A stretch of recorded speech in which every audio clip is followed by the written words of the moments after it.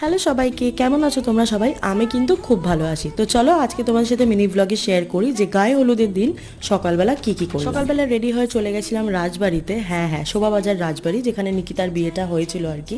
তারপরে morning breakfast করে নিলাম, যেটা হচ্ছে লুচি, আলুর তরকারি, আর মিষ্টিটা পরে খেয়েছি। তারপর এখানে আমার দুটো সুন্দরী চলে এসছে, দেওমিত্রা, শ্রেয়সী। আর এখানে দেখো চলছে নিকিতার ফটো শ্যুট।